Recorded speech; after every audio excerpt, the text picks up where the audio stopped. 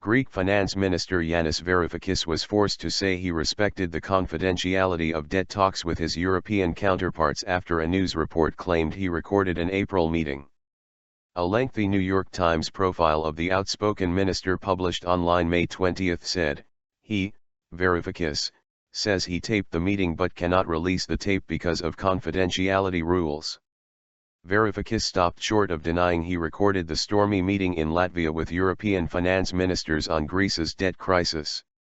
My respect for the confidentiality of my discussions with my partners, with my counterparts, with institutions, is exemplary, and I think that everyone has seen and understood that, he said in a statement.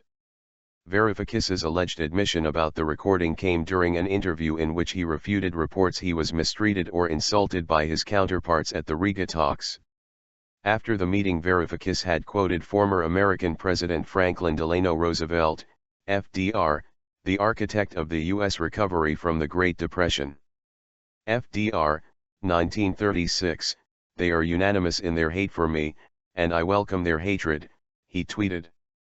But Varoufakis told the New York Times, "All these reports that I was abused, that I was called names, that I was called a time waster and all that, let me say that I deny this with every fiber of my body."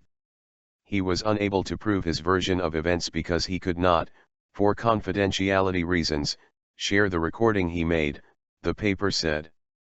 Athens, which is locked in negotiations with the IMF and EU on a €7.2 billion, $8.2 billion, bailout payment, is fast running out of money. In the interview, Varoufakis did not waver from the confrontational stance for which he has become known in the debts talks. "I am not going to pay the IMF, International Monetary Fund, and not pay pensions in the next few weeks.